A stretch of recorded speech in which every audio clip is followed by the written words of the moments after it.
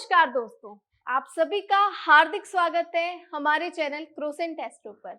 आज हम बात करेंगे भैरव बाबा के बारे में, जिनकी पूजा माँ वैष्णो देवी के बाद अवश्य की जाती है। तो आइए इस विषय पे आज हम चर्चा करते हैं डॉक्टर राजवीर शास्त्री जी से। शास्त्री जी, स्वागत है आपका। धन्यवाद। शास्त्री जी, माँ वैष्णो देवी के दर्शन के बाद बाबा भैरव जी के दर्शन करने क्यों जरूरी है? इसकी संपूर्ण कथा क्या है? भैरव जी जिनकी उत्पत्ति भगवान शंकर से ही हुई है, उनकी क्रोध से हुई, उनकी रुधिर से इनकी उत्पत्ति हुई। यह एक ऐसे देवताओं की कोटि में पहुंच गए जो सूरत से इतने सुंदर नहीं थे, एक विकराल रूप में थे। जब इन्हें पता लगा कि आपकी मुक्ति यदि माता के हाथों हो तो आपका कल्याण हो जाए। माता कई वर्षों तक गर्भगृह में तपस्या कर रही थी और ये उनका पीछा करते करते वहीं पहुंच जाते हैं। उस गुफा के बाहर काफी प्रतीक्षा करते हैं और लेकिन ये माता से युद्ध करने के लिए उनके दरबार में प्रवेश करने की चेष्टा करते हैं, लेकिन उनके गर्भगृह के बाहर हनुमान जी खड़े हुए थे। हनुमान जी के साथ में बड़ा ही भयंकर युद्ध भैरव बाबा का होता है। ये गुरु मच्छंद्र नाथ के शिष्य हैं, जिनका संबंध गोरक्षनाथ के साथ में भी है। इनकी शक्ति और इनके बल को देखते हुए जब माता ने देखा कि वानर रूप बजरंगबली ने इनकी बहुत ही जबरदस्त टक्कर ली, माता काली का रूप धारण कर कर इसे नष्ट कर देती, इसे समाप्त कर देती है। माता के दरबार से कुछ किलोमीटर आगे जाकर इनका शीश गिरता है, परंतु भगवान शंकर से इसकी जड़ का, इसके मूल का संबंध होने के कारण और माता के साथ इसका युद्ध होने के कारण, बजरंगबली से इसका संपर्क आने के कारण माता ने इसे पूजनीय पूजनीय देवताओं में इसका स्थान विराजित किया। और माता ने कहा, जब जब कोई श्रद्धालु मेरे दर्शन करने के लिए आएगा और जब तक वो आपके दर्शन नहीं करेगा, तब तक उसकी यात्रा, उसके दर्शन को सफल नहीं माना जाएगा। इसलिए आज भी जब लोग वैष्णो देवी माता के दर्शन करने जाते हैं तो गर्भगृह के दर्शन करने के पश्चात ऊपर भैरव बाबा के दर्शन करने के लिए जाते हैं, तब उनकी यात्रा संपन्न होती है। इसलिए स्वयं उन्होंने अपनी मुक्ति को प्राप्त किया, क्योंकि वो जानते थे यदि माता मेरे शीश को मेरी धड़ से अलग कर दे तो मुझे मुक्ति मिल जाए और मेरा कल्याण हो जाएगा। इसलिए स्वयं उन्होंने इस सारी प्रक्रिया को रचा और माता के हाथों अपने आप को कल्याण में अपने प्राणों को त्याग दिया। इसलिए इनका स्थान श्रेष्ठ स्थानों में चला गया है। शास्त्री जी, बाबा भैरव को प्रसन्न करने के लिए हमें किस मूल मंत्र का जाप करना चाहिए? भैरव बाबा को प्रसन्न करने के लिए ओम काल भैरवाय नमः इस बीज मंत्र का हमें जाप करना चाहिए। शास्त्री जी, भैरव बाबा ने अपनी सवारी के रूप में कुत्ते को क्यों चुना? क्योंकि भैरव बाबा का जो संबंध है वो तामसिक भाव के साथ में है, क्योंकि ये दानों की प्रवृत्ति से एक देव देव सीमा में इनका जो प्रवेश हुआ है, और जो कुत्ते का जो भाव वो भी तामसिक भाव से जोड़ा जाता है। क्योंकि अक्सर आप लोगों ने देखा होगा, अक्सर जब कोई कुत्ता जंगल या वन में कहीं चला जाता है तो मांस मिट्टी को ढूंढना शुरू कर देता है, हड्डी आदि को चाटता है। इसलिए तामसिकता का संबंध होने के कारण भैरव बाबा ने कुत्ते को ही अपनी सवारी के रूप में चुना है, और जो कि एक ईमानदार पशु की श्रेणी में भी आता है। शास्त्री जी, भैरव बाबा की पूजा की पूर्ण विधि क्या है? भैरव बाबा का पूजन विशेषकर हमें शनिवार के दिन करना चाहिए। काली उड़द की दाल भी आप लेकर जा सकते हो, काले तिल भी हमें साथ में लेकर जाने चाहिए। सरसों के तेल का दीपक वहां प्रज्वलित करना चाहिए और काले रंग का वस्त्र हमें दान करना चाहिए। मदिरा पान भी आप शनिवार के दिन भैरव बाबा पे चढ़ा सकते हैं, दान कर सकते हैं। क्योंकि तामसिक जितने पदार्थ हैं उनका संबंध भैरव बाबा के साथ है। उन्हें देखकर, उन्हें स्वीकार कर कर भैरव बाबा श्रद्धालुओं को आशीर्वाद देते हैं, उनका कल्याण करते हैं, उनकी मनोकामना पूर्ण करते हैं। यद्यपि कोई व्यक्ति बहुत ज्यादा शराब पीता और घर वाले बार बार उसको दवाई दिलाते हैं, कोई झाड़ा पूछ कर आता है, वह किसी प्रकार ये शराब को छोड़ दे। और एक लत ऐसी है, जब व्यक्ति अति सर्वत्र वर्ज्यते, किसी लत में जब आगे बढ़ जाता है तो उसे अपने नशे के सिवाय किसी चीज का ख्याल नहीं रहता।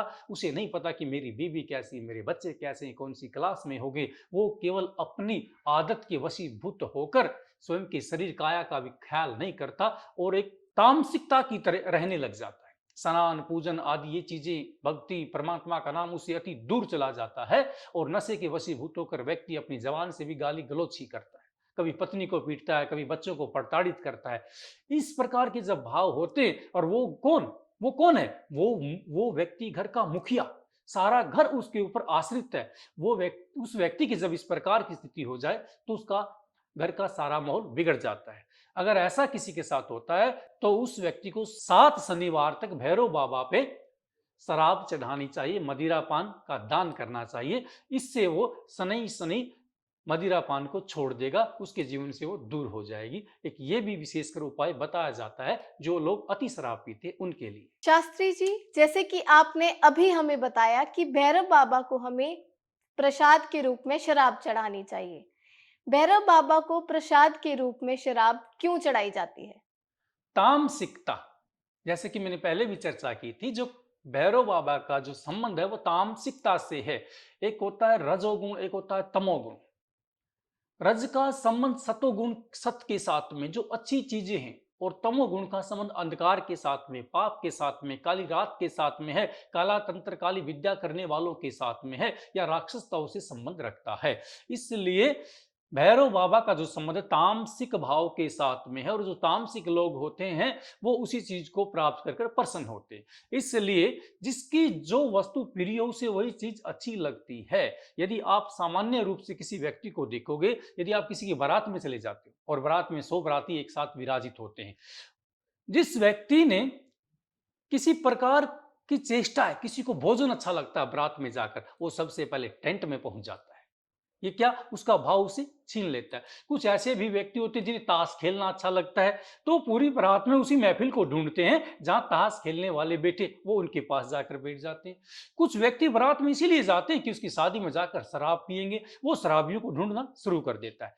जिसे जिस वस्तु की जरूरत है वो उसी लाइन में जाना शुरू करता है, उसी चीज को अपनाना चाहता है, उसी चीज में इंजॉय करना चाहता है, और उसे अच्छा भी उन्हीं के साथ उठना बैठना लगता है।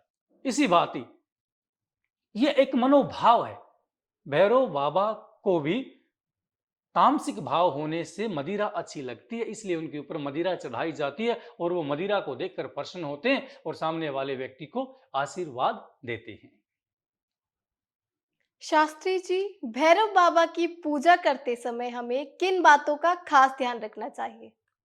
भैरव बाबा की पूजा करते समय हमें विशेषकर ये ध्यान रखना चाहिए कि हमारे मन का कोई भाव तामसिकता से विलीन होकर कोई क्रोध का संवेग हमारे अंदर जागृत न हो।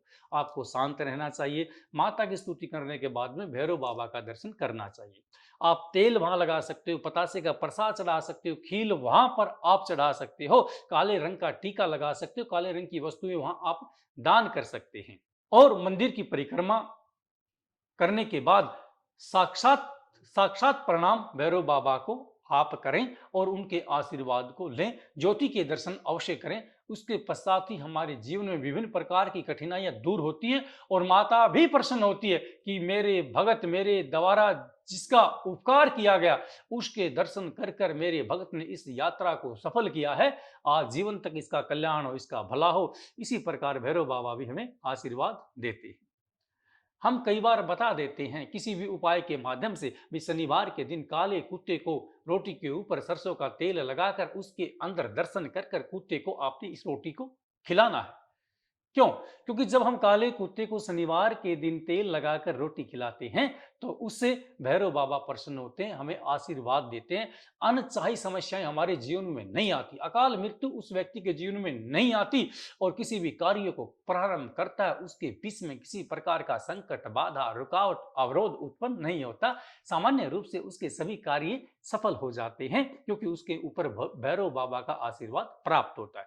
भूत पिशाच यदि कोई टोना टटका करता है या कोई मंत्र तंत्र विद्या पढ़कर किसी को कोई चीज खिला देता है, कोई भी तंत्र विद्या उसके ऊपर असर नहीं कर सकती, क्योंकि जो भैरव बाबा के मंत्र को श्रवण करते हैं, जपते हैं, उनका उद्धार होता है, उनका कल्याण होता है।